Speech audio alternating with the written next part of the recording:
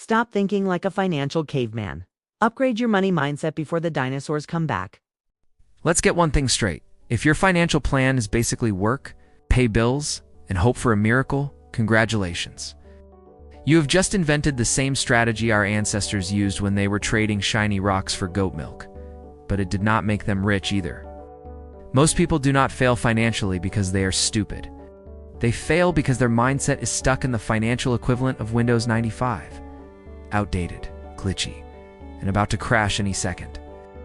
You cannot expect to run your life on ancient programming and then be shocked when you cannot download financial freedom. Before you can stack money in the bank, you need to stack some new thoughts in your brain. And I do not mean motivational poster nonsense like believe in yourself and the universe will deliver. No, the universe does not deliver, it invoices.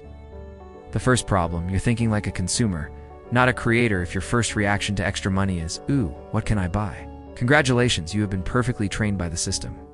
That is exactly how billion-dollar corporations want you to think. You are like a walking vending machine that exchanges every dollar for instant gratification. The problem? Instant gratification is the enemy of long-term wealth. You cannot buy financial freedom with the same mindset that keeps buying pointless gadgets you will forget about in a week. Wealthy people do not ask, what can I buy with this money? They ask, what can this money earn me? The poor see cash as a ticket to spend. The rich see cash as an employee. A little soldier they send out to work and bring back more money. The second problem, you are addicted to comfort. You know why so many people stay broke? Because being broke is actually comfortable. Yes, it sucks, but it is familiar. You have mastered the art of just getting by. You know how to juggle bills, avoid debt collectors, and still afford Netflix. It is like living in a leaky boat. Uncomfortable, but you have learned where the buckets are. Changing your mindset means being willing to feel uncomfortable. You have to push yourself into situations that make your brain scream. What are you doing? We have never been here before. That discomfort is called growth, and it is the price of admission to the wealthy side of life. The third problem, you treat money like a lottery ticket. Some people talk about money like they are waiting for some magical big break. The promotion, the inheritance, the jackpot, the miracle. Newsflash, nobody's coming to save you. Your rich uncle is not leaving you millions. He is leaving you his broken lawnmower and a half-empty bottle of whiskey. A wealthy mindset does not wait for opportunity, it creates it. You stop daydreaming about someday and start asking, what can I build today that will pay me for the next 10 years? That is how businesses, investments, and passive income streams are born. Not from luck, but from deliberate action. The fourth problem, you are afraid to think big. Most people are so afraid of failing that they never even try aiming higher. They set tiny, safe goals because small goals mean small disappointment. But here's the catch. Small goals also means small results. If you aim for just getting by, you will always just get by. A wealthy mindset sets goals that scare you, stretch you, and force you to grow, because they require you to become a different version of yourself. This is not magic.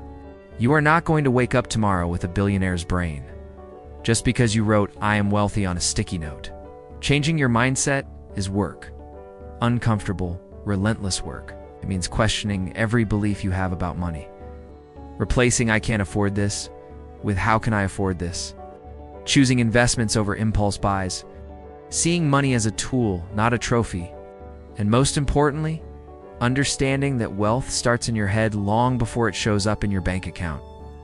If you want to reach your financial goals faster, stop thinking like a financial caveman waiting for the next miracle to drop in your lap. Evolve your mindset. Treat money like a worker instead of a toy, and get comfortable being uncomfortable. Because in the money game, the biggest asset you will ever have is not your paycheck, your business, or your investments. It is the 6 inches between your ears. And if that space is cluttered with outdated self-sabotaging thoughts, you might as well be trying to run the race of life with your shoelaces tied together. Upgrade your brain, and your bank account will follow. Replacing your limiting beliefs with empowering ones. All right, let's talk about the glamorous world of replacing your limiting beliefs with empowering ones. Basically, trading in the mental flip-flops you have been wearing for a pair of steel-toed boots that can actually take you somewhere. Step 1. Identify your brain's bad autopilot. Limiting beliefs are like those pop-up ads that promise you will lose 20 pounds in 24 hours. They are loud, it's ridiculous, and yet somehow, you still click on them. Thoughts like I will never make a lot of money or investing is too risky are mental malware. They run quietly in the background while you go about your life, sabotaging every good opportunity before you even notice it was there. How do you spot them? Simple. Listen for any sentence in your head that makes you feel small, powerless, or like a background character in your own life story. If your brain keeps whispering, "This is just how things are," congratulations, you have found one. And let's be real, half of these beliefs did not even start with you. They came from your parents, your broke uncle who almost made it big, or that friend who calls the stock market just legalized gambling while chain smoking on his porch. Pro tip: write these thoughts down. Yes, on paper. Seeing "I will never be rich" written in ink makes it easier to laugh at. Because, spoiler alert, you just wrote your brain's drama down like it's a bad soap opera script. Step 2. Reprogram how you see risk, investment, and work. Now that you have caught your brain in the act, it is time to change the programming. Think of your mind as an old computer. It is still running Windows 95, and you have been wondering why it keeps crashing when you try to open Netflix. You need an upgrade. First, risk. You have been taught that risk equals danger. Wrong. Risk equals opportunity wearing a questionable outfit. Yes, it looks scary sometimes, but often it is just misunderstood. The real danger is letting fear freeze you into doing nothing. That is like never leaving your house, because what if it rains? Meanwhile, your neighbor is out there building an empire in the drizzle. Second, investment. If your idea of investing is buying scratch-off lottery tickets, we need to talk. Investments are not about getting rich quick. They are about letting your money wear a suit and go to work for you. While you're in sweatpants eating cereal, the earlier you start, the more your future self will want to high-five you. Third, work. You have been sold the work harder, not smarter myth. Newsflash, hard work alone doesn't make you rich. Otherwise, coal miners would be billionaires. Strategic work is where the magic happens. Work should be a lever, not a treadmill.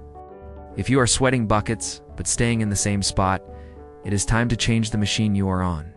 Step 3. Adopt mantras and affirmations that do not sound like fortune cookie trash. This is where most self-help advice goes wrong.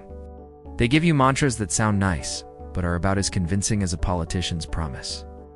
"I am wealthy beyond measure" means nothing if your bank account is coughing up dust. You need affirmations that are actionable and believable enough to trick your brain into cooperating. Instead of "I am a money magnet." Seriously, magnets attract metal, not cash. Try "I make smart financial decisions daily." "I take calculated risks and they pay off." "My skills and effort consistently increase my income." These statements are specific, rooted in action, and hint at an inevitable outcome. More money, more confidence, and fewer nights lying awake worrying about bills. And yes, repeat them out loud every day, even if you feel ridiculous. Your subconscious does not care if you sound like you are auditioning for a TED Talk in the shower. It just needs consistent input to update the software. This is not magic. It is mental maintenance. And here is the deal. Swapping limiting beliefs for empowering ones does not happen overnight. You cannot binge watch your way into a new mindset like it is the latest Netflix series. You have to notice, replace, and reinforce again and again until the new beliefs are as automatic as the old ones were. Will it feel fake at first? Absolutely. Your brain will throw tantrums like a toddler being told candy is not dinner. But keep going. Because one day you will look back and realize those old beliefs were basically squatters, living rent-free in your head, and you finally evicted them. So the next time your brain tries to serve you a stale thought like "I will never have enough," politely tell it to sit down and shut up.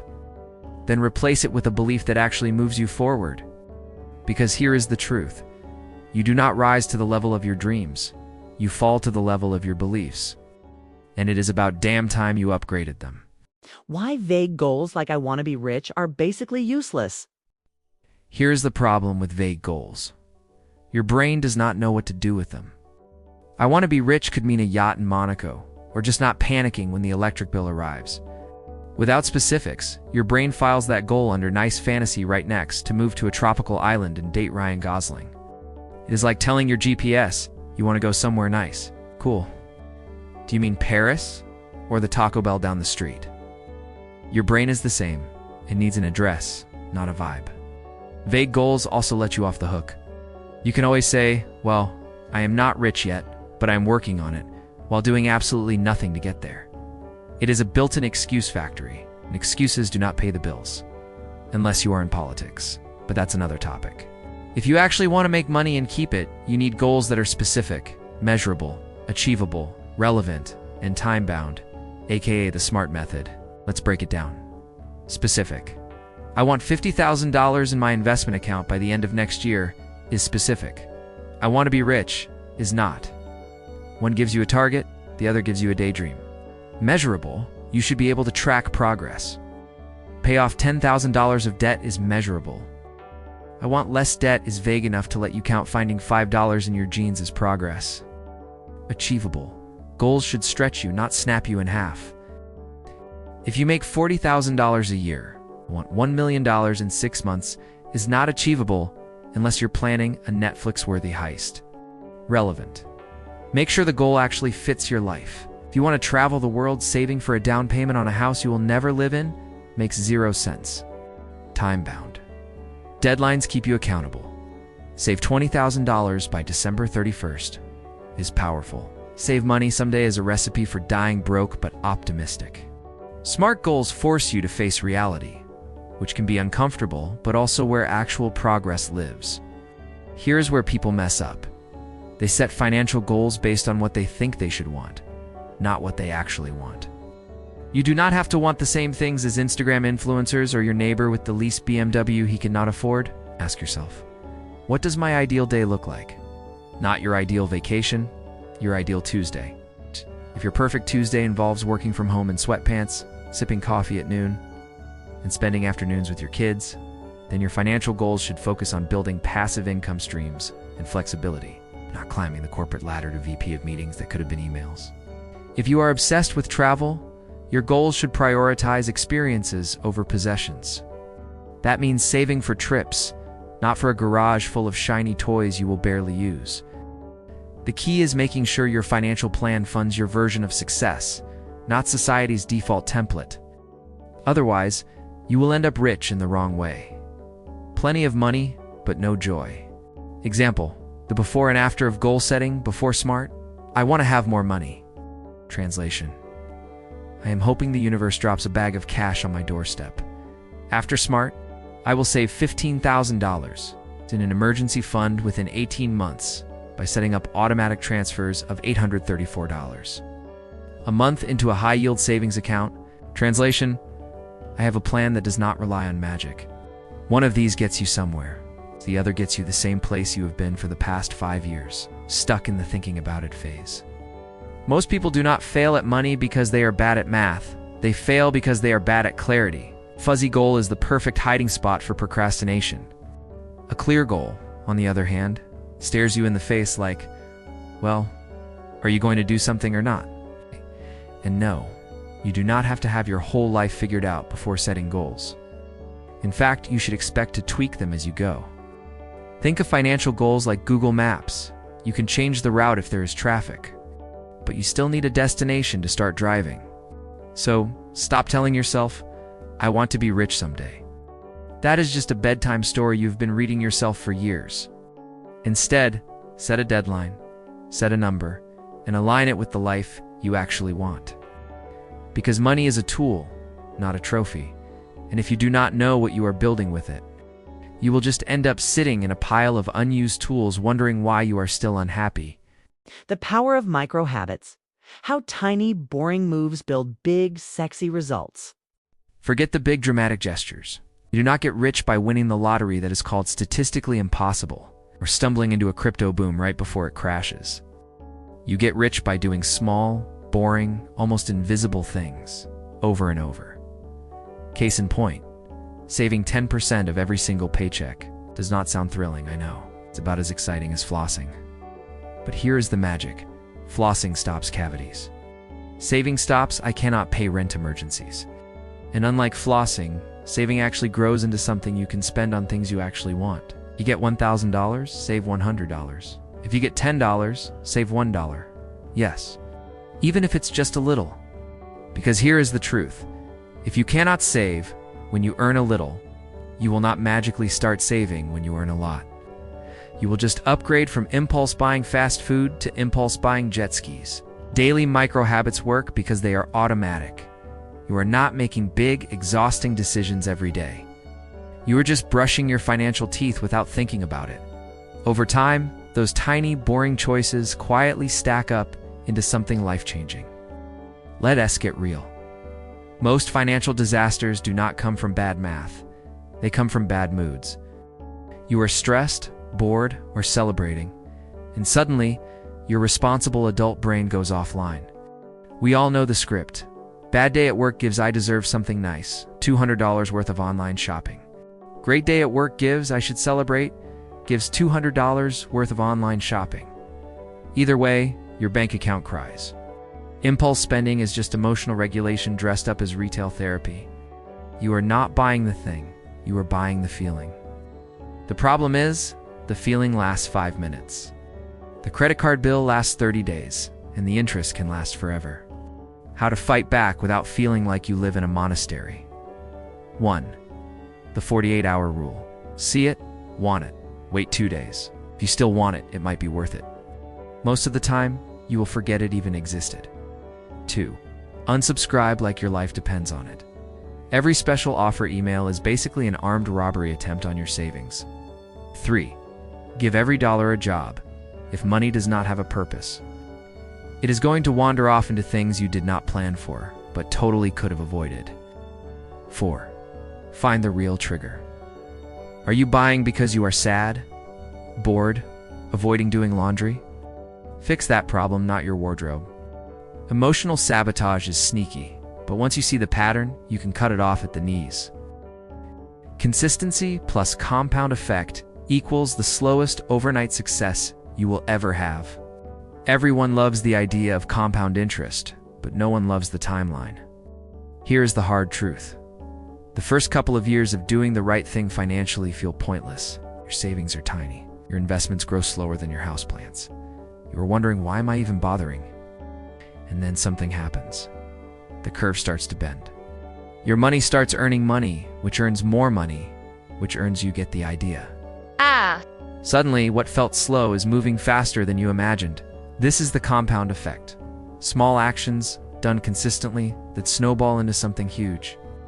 It works for saving, paying down debt, building a side business, learning a skill that increases your earning power. But here's the catch.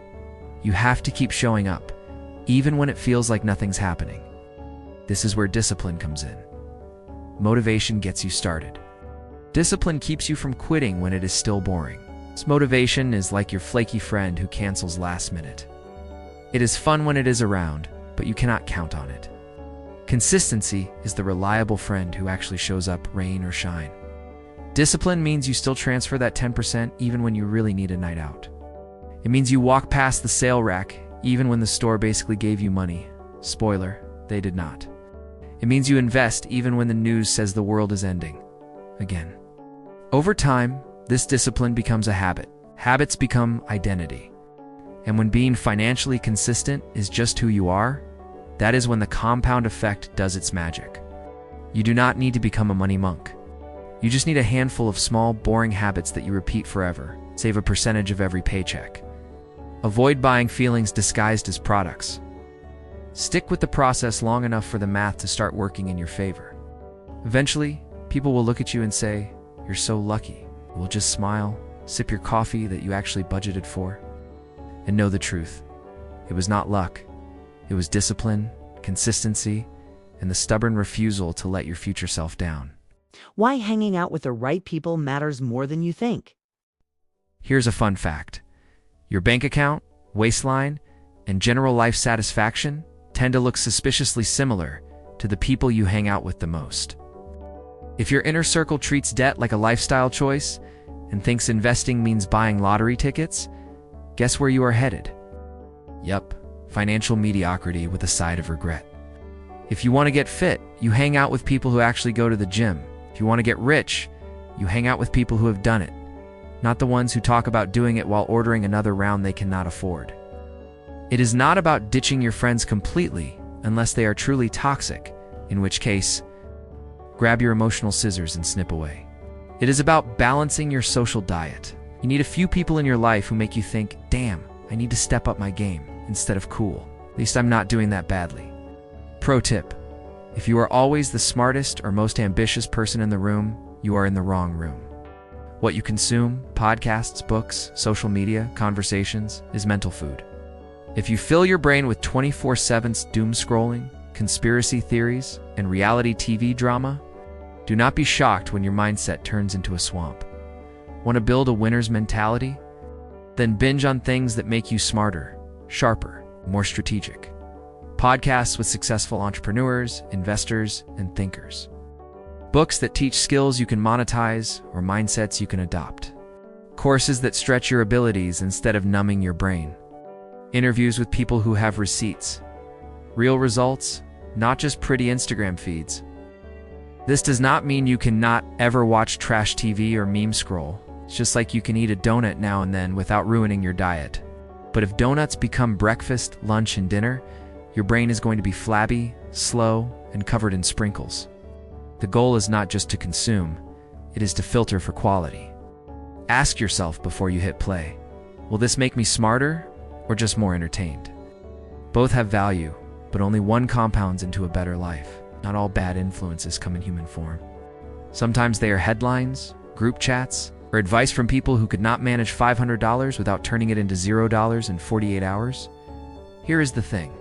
Pessimism is easy to sell. Negative news gets clicks. People love telling you why something will not work. If you are not careful, you will start believing the world is just a flaming dumpster, and there is no point in trying. The problem? That mindset kills action, and without action, you are done. So here's how to build a mental firewall. 1. Unfollow the drama dealers. If someone's feed is a constant parade of outrage, excuses, and failure porn, mute them. Your attention is currency. Stop giving it to losers. 2. Stop taking financial advice from broke people. If their wealth tips involve credit cards, pyramid schemes, or trust me, bro, run. 3. Limit news binging. Yes, stay informed. No, you do not need to marinate in global catastrophe 12 hours a day. 4. Challenge the negativity. If someone says that will never work, ask, why not? And watch how fast their logic crumbles. The truth is, toxic and pessimistic input seeps into your subconscious like a slow leak. Before you know it, you are hesitating on every opportunity because it might not work, which is a cute way of saying, I've been mentally hijacked. You're basically a human sponge, constantly soaking up the moods, beliefs, and energy of the people and media you surround yourself with. Hang out with driven, positive, forward-thinking people, and guess what? You start moving the same way. Spend your days with complainers, drama addicts, and it is impossible prophets, and you will catch their mental flu. Surround yourself with people who push you, content that fuels you, and an environment that keeps you sharp. Because here is the thing. Success is not just about what you do. It is about what you allow into your head in the first place. If someone tries to tell you that being selective about your influences is arrogant, just smile and say no. It is just expensive to hang out with the wrong people. Then go back to building the life they will tell everyone was just luck.